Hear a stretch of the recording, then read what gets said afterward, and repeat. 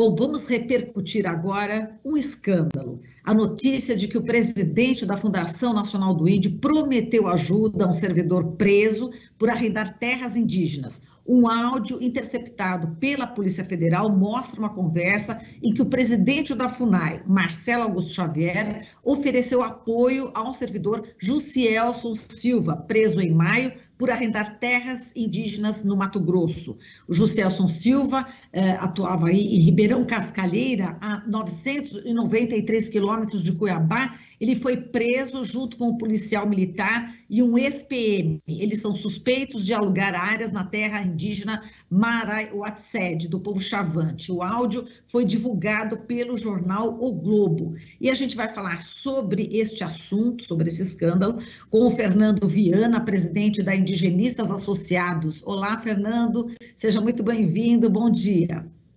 Olá, Marilu, bom dia aos amigos do Jornal Brasil Atual.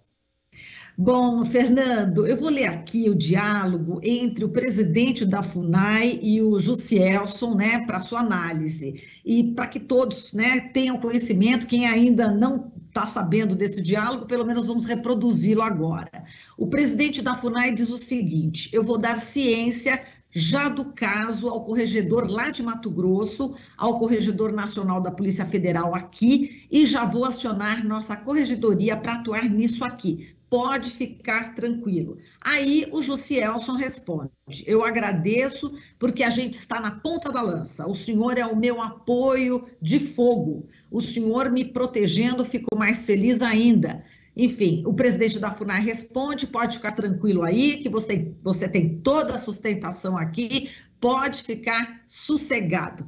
Bom, diante desse diálogo, né, que a gente acabou de reproduzir aqui, eu acabei de ler, Fernando, como é que você analisa, né, esse envolvimento aí do presidente da FUNAI, ele que já tinha dado indícios claros, né, de que não está ao lado da população indígena no Brasil durante todo o governo, não é isso, Fernando?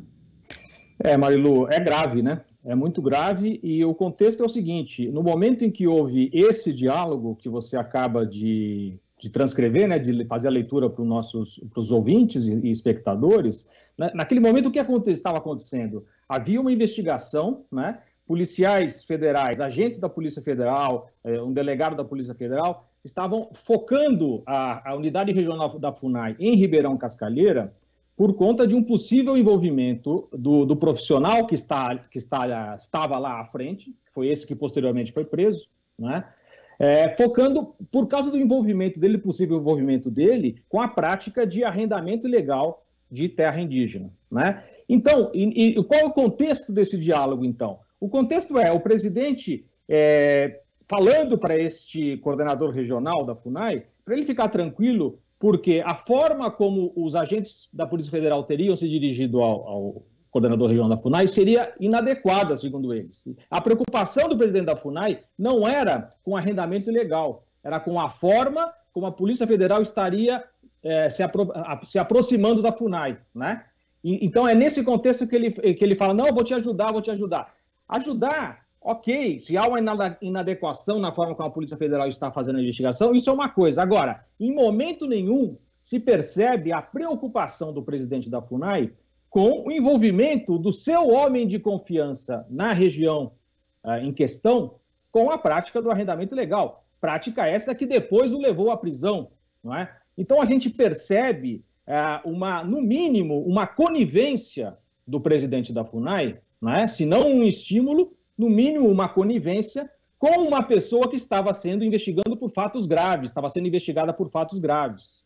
E aí há um fato inescapável nisso, Marilu, que é o seguinte: é a gente pensar no perfil das pessoas que o atual presidente da FUNAI, Marcelo Xavier, que é um homem de absoluta confiança do presidente Jair Bolsonaro, que veio para implementar uma política inconstitucional na área indigenista neste governo. Qual que é o perfil de pessoas que ele escolhe para colocar nas coordenações regionais, nessas unidades regionais da FUNAI? Grande parte dessas pessoas são ou militares ou policiais, sejam eles militares, até policiais federais também, como o próprio presidente, policiais civis, mas pessoas que não têm a menor familiaridade com a questão indígena, não têm o menor acúmulo anterior com a questão indígena. E há uma reportagem que veio à luz pouco tempo atrás, mostrando como os critérios para a escolha dessas pessoas, que o Marcelo Xavier, o atual presidente da FUNAI, veio e foi substituindo sistematicamente nas coordenações regionais, eram critérios de alinhamento ideológico com o atual governo, pessoas que eram favoráveis ao atual governo. Esse senhor que foi preso, né, um militar que não tinha a menor familiaridade com a questão indígena, que nunca havia trabalhado na FUNAI, tem foto dele com o presidente Jair Bolsonaro, não é? Esse é o critério que o presidente Marcelo Xavier escolheu para colocar essas pessoas na regional. Por que colocar esse tipo de gente na regional? Por que valorizar esse tipo de perfil? Essas são perguntas que ele tem que responder. Ele não pode se apegar simplesmente em dizer que não, esse diálogo está descontextualizado, eu estava falando apenas da forma como a Polícia Federal estava investigando. Não, ele tem que explicar o envolvimento de um homem de confiança dele com a prática ilegal de arrendamento. Não é o único caso. Você tem outro coordenador regional, por exemplo, no sudeste do Pará, escolhido por ele, homem de confiança dele, que foi pego fazendo o quê? Fazendo um galpão na entrada da terra indígena, dos indígenas Caiapó, neste caso. O caso que a gente estava comentando é dos indígenas Chavante, Mato Grosso. Agora estou falando do Caiapó, no Pará. O outro coordenador regional, militar também, escolhido pelo Marcelo Xavier, construiu um galpão, e esse galpão estava sendo usado para quê? Os servidores do IBAMA descobriram. Estava sendo usado para a prática de garimpo ilegal dentro da terra indígena.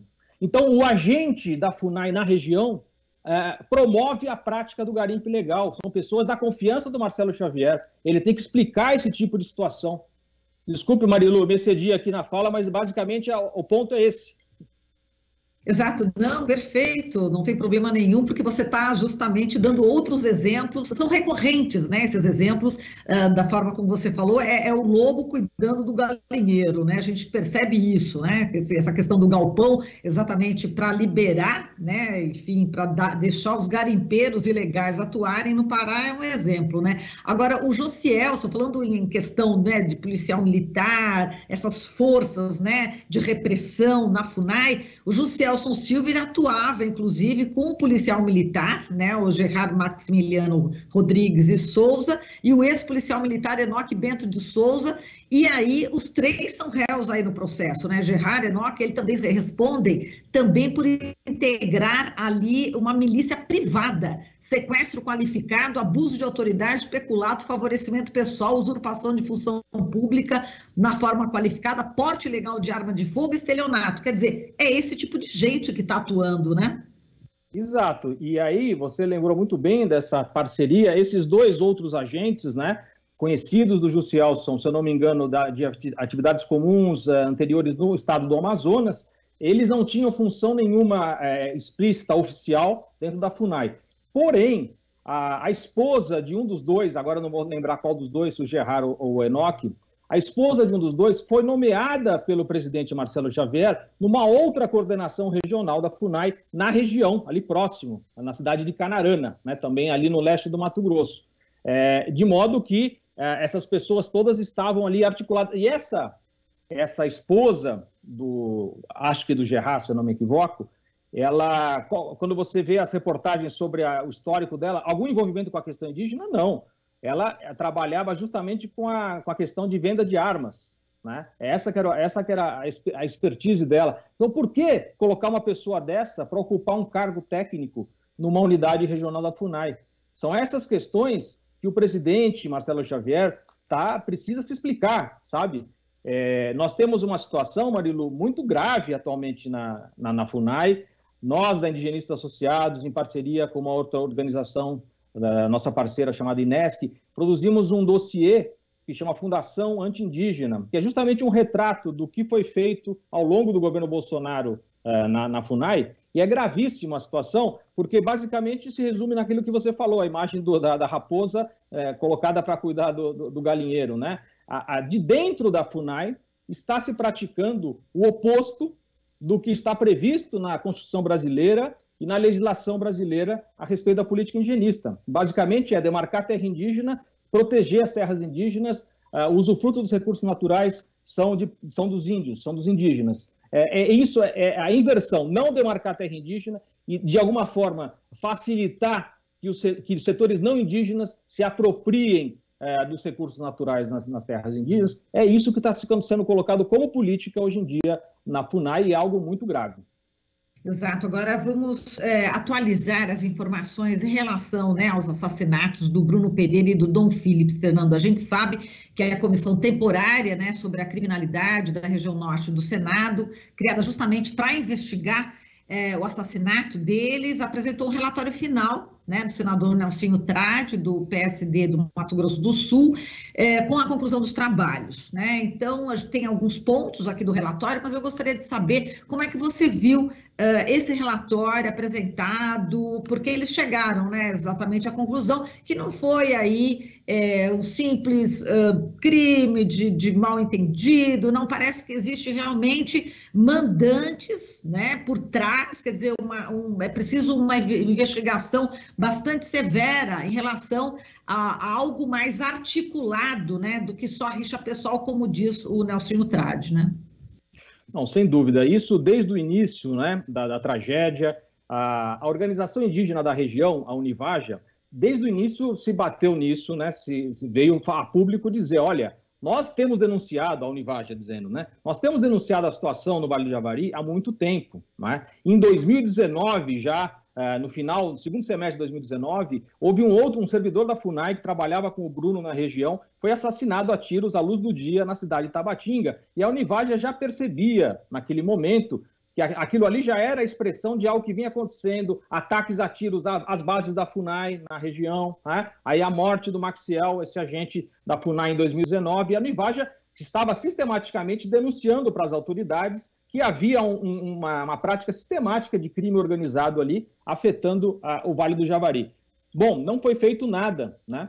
E aí, bom, tem toda a questão aqui para a gente falar muito rapidamente. O Bruno Pereira era o coordenador de uma área importante, da área que trabalhava com índios de isolados e de recente contato, foi afastado por essa gestão da FUNAI. O Bruno rapidamente percebeu que nessa gestão não daria para fazer trabalho sério na FUNAI, foi trabalhar diretamente com a Univaja, com essa organização, na tentativa de fazer um monitoramento territorial ali e justamente de ficar denunciando, era o mínimo que pode ser feito. Você vê o que está acontecendo e denuncia para as autoridades para ver se algo é feito. Trouxe o Dom Phillips nessa tentativa de expressar para a sociedade mais ampla, através de um jornalista qualificado como o Dom Phillips, né? Expressar, jogar no público o que está acontecendo lá. E era esse o trabalho que o Bruno estava fazendo, então, quando foi junto com o Dom Phillips assassinado, não é? Então, toda essa situação é uma situação que tem um histórico. A Univaja vinha alertando de que um envolvimento ali dos pescadores da região com a prática de crime organizado, né, ligação aí possivelmente com narcotráfico e tal, algo muito grave, e não foi feito nada, né, nesse período todo. Bom, o relatório final do Senado aponta, né, reforça essas observações da Univaja, reforça a necessidade, portanto, de aprofundar as investigações. Já foi preso lá um sujeito que no início, né, estava mantido à parte.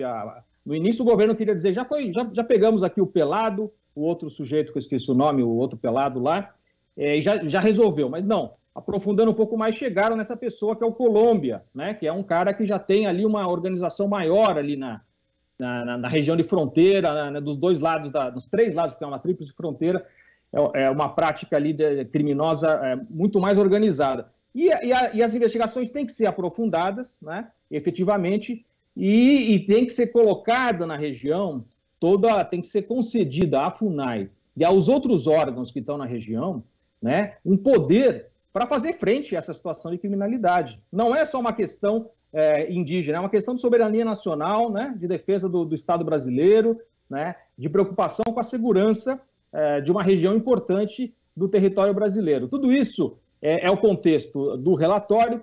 E ali um ponto que eu acho importante destacar, Marilu, é o seguinte: a Comissão do Senado apontou a necessidade de que o Tribunal de Contas da União e o Ministério Público Federal se aprofundem, além das investigações relacionadas propriamente ao assassinato, se aprofundem no que foi feito pela FUNAI efetivamente em termos de fiscalização nesse período todo. Porque a FUNAI se defende, o Estado brasileiro se defende dizendo, não, nós fizemos, nós gastamos não sei quantos milhões em fiscalização, estamos trabalhando corretamente nessa área. Só que o que eles dizem, esses dados que eles apresentam, não são condizentes com o que a Univaja está denunciando e, efetivamente, com o que a gente vê na região, não é? Então, é preciso que o Tribunal de Contas da União, os órgãos de controle, façam uma apuração fina de como é que foi gasto como é que foram gastos esses recursos, para ver como é que a FUNAI esteve se portando ao longo desses anos em relação à fiscalização das terras indígenas, sobretudo na região do Vale do Javari.